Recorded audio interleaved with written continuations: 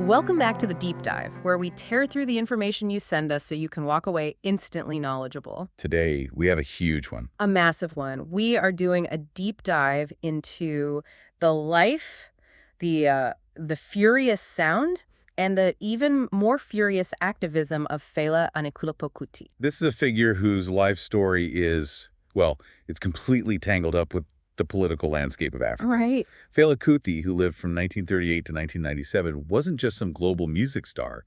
He actually invented a whole new genre, Afrobeat. A completely new sound. And that sound fundamentally changed world music. It really became the soundtrack for post-colonial resistance in Nigeria. Okay, so let's unpack that mission for a second.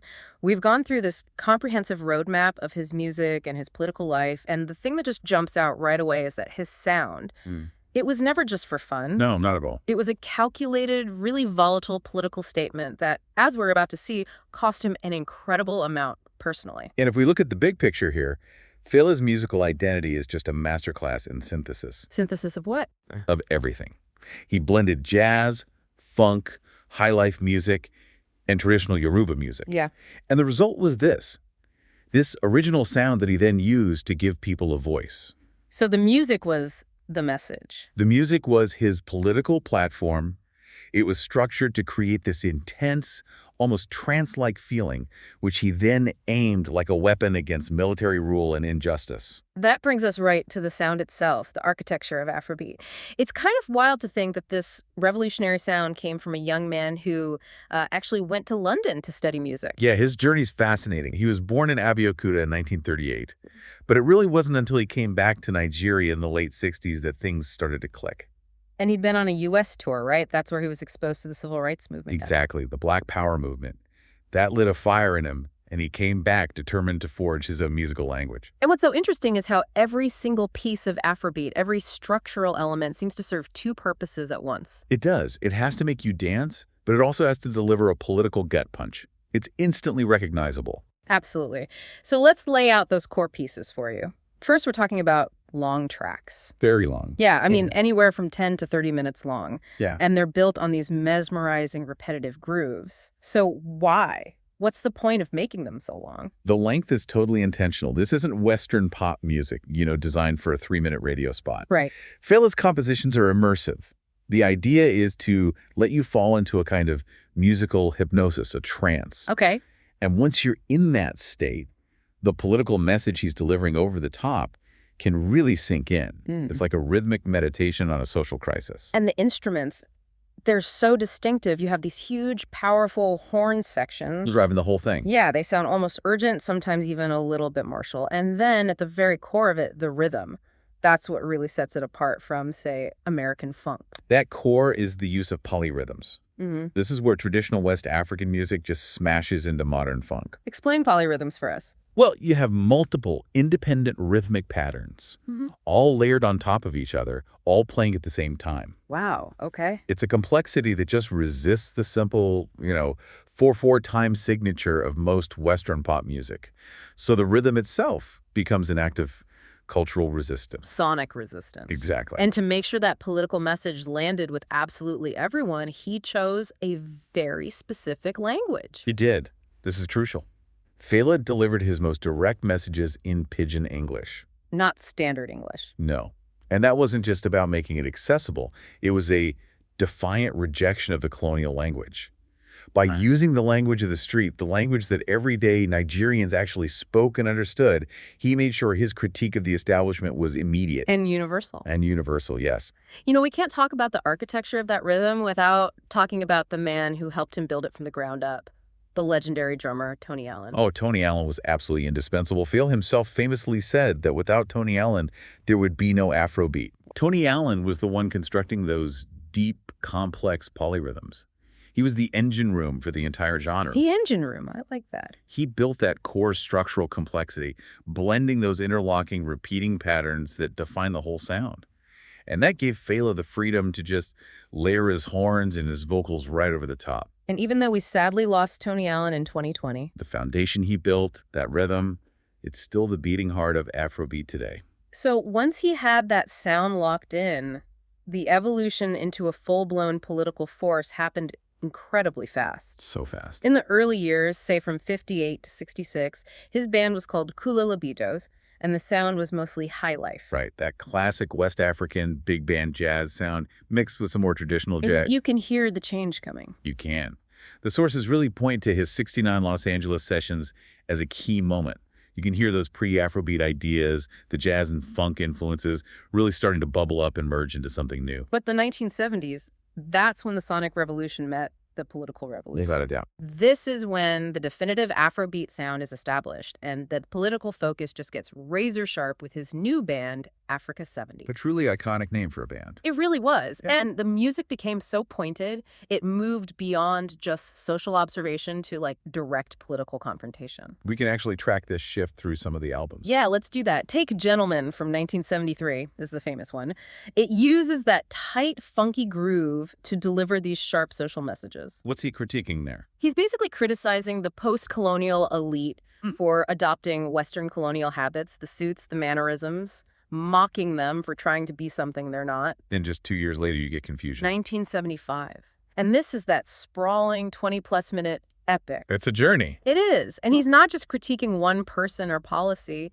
He's using the metaphor of Lagos City's endless, bewildering chaos. The traffic, the disorder. Exactly. All of that to represent the state of the whole nation under military rule. It's a sonic painting of a crisis. And here's where it gets really interesting, because Fela wasn't just singing about politics from a distance. No, he physically manifested his political stance by declaring his home, this communal building, the Calcutta Republic. A literal, self-declared sovereign state inside Nigeria.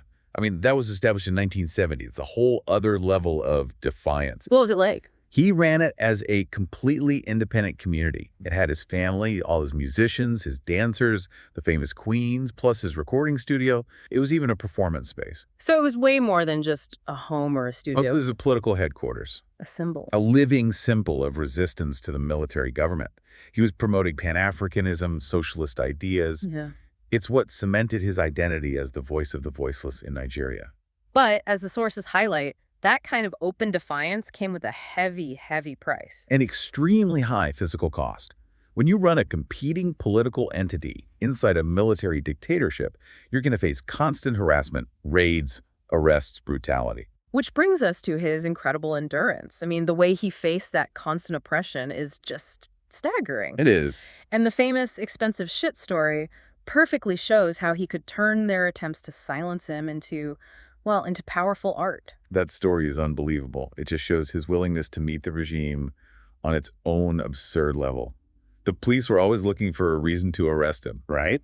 So in 1974, they allegedly framed him by planting a marijuana joint on him. Just as an excuse to arrest him. Exactly. So Fela, facing jail time, does one of the most audacious things imaginable. He eats the evidence. He eats the joint. But the police aren't giving up. They detain him and decide to wait. You're kidding. For days, they monitor his excrement, waiting for the evidence to pass. But when it finally does, he somehow manages to swap his sample with someone else's. Unbelievable. And then, the artist in him takes this humiliating but ultimately triumphant incident and turns it into the 1975 album Expensive Shit. He literally took their attempt to shame him and turned it into his brand. And that album, of course, also has one of his most beloved songs on it, Water No Get Enemy. A beautiful track about how nature is essentially neutral. Right. But the military was getting really tired of his satirical games. They were tired of him turning everything into more political fuel. And in January of 1977, Fela released the album that just pushed them right over the edge. Zombie. Zombie. It was a scathing masterpiece. I mean, just provocative. He used the metaphor of a zombie, mindless, just blindly following orders, zombie go, zombie come, to describe the Nigerian military. It was fun. It was catchy. And it was devastatingly effective at mocking the very soldiers who were oppressing the people. It was the breaking point. And the sources show us the timeline of the backlash. It was brutal and it was fast. This wasn't just another raid. No, this was a calculated military operation. Just 1 month later, February 1977, the military responded with overwhelming force. How much force? An estimated 1,000 soldiers attacked the Calcutta Republic. They burned the building to the ground, destroyed all the instruments, and just physically assaulted everyone inside. It was an act of pure terror. Meant to crush him, to crush that symbol of resistance for good. It was. And tragically, during that assault, Fela's 78-year-old mother Funmaleo Ransom Kuti. who was a legend in her own right, a major figure in the anti-colonial and feminist movement. A towering figure. She was thrown from a third-story window by the soldiers and suffered injuries that would ultimately kill her.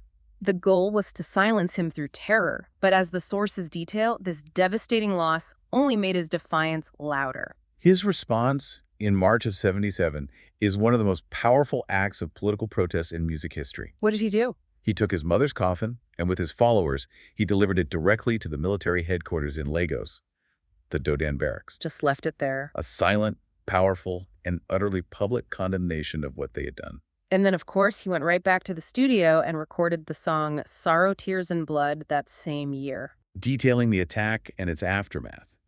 And we know the arrests, the beatings. None of it stopped. It continued right through the 1980s. The persistence is just astounding. He never surrendered his platform, even as the regime just got more and more intent on neutralizing him. And as he moved into those later years, he transitioned to a new band formation. Right, Egypt 80. And he kept carrying that political weight forward. You see it in albums like Underground System or Beasts of No Nation from 89. And the focus kind of shifted, didn't it? It became more international. It did. He started aiming his critiques not just at Nigerian leaders, but at global figures, international organizations like the IMF. What's really incredible is that Fela passed away in 1997, reportedly from complications related to AIDS, but he was delivering these powerful messages right up until the end, despite his declining health. The resistance was just part of him. It was ingrained. But the genius of Fela Kuti is that the resistance didn't die with him. That fire was passed on. It became a multi-generational movement. And that's his enduring legacy, carried on directly by his children. Let's start with his eldest son, Femi Kuti. Femi Kuti, born in '62, has been so important in carrying that torch while also, modernizing the sound. He didn't just copy his dad. No. He developed his own contemporary Afrobeat. You hear it on albums like Shoki Shoki or Africa for Africa. He deepened the jazz elements, sometimes sped up the tempo, but he always maintained his father's fierce political commitment. And then you have his youngest son, Serin Kuti. Sonin, born in '83, directly inherited his father's legacy in a very literal way. By leading his dad's old band. Right? Exactly. He leads Egypt 80. And his work, like the 2018 album Black Times, integrates more modern sounds like hip-hop and rock. It proves Afrobeat isn't some museum piece from the '70s. It's a living, breathing genre that's still talking about today's issues. Exactly. And speaking of museums, Fela's physical presence is now institutionalized. His old home, the Calcutta Republic. The same place that the military burned down. That very same place is now the Calcutta Museum in Lagos.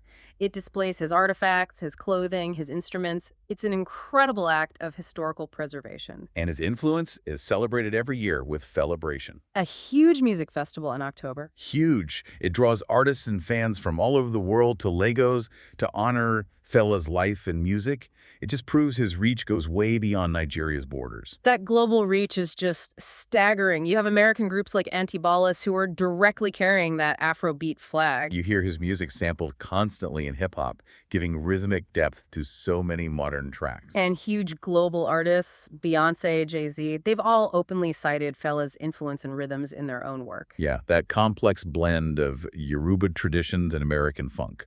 It's just part of the global musical DNA now. So what does all this mean for you, listener? Fela Kuti was, well, he was so much more than a musician. He was the father of an entire genre, Afrobeat, and a vital symbol of political resistance who used music as his weapon. And his dedication to telling the truth, his absolute refusal to be silenced, it created an art form that is still just as urgent and relevant today as it was 50 years ago. So if you're looking to dive into the core material, to really feel the intensity of the man and his struggle, the best place to start is with that political trilogy of albums. That's right. Start with Gentleman from 1973. That sets the stage. Then Expensive Shit from '75, which shows his satirical defiance. And finally, Zombie from '77, the one that prompted the military's brutal response. That sequence gives you the whole picture, the groove and the struggle. Yeah. Fela's faced relentless attacks, countless arrests, the tragic loss of his mother, all because of what he stood for. Yet his music, his political vision, it never stopped. His words and his rhythms, they say you can still feel them in the winds of Lagos and, of course, on stages all over the world. So that leaves us with a final thought for you.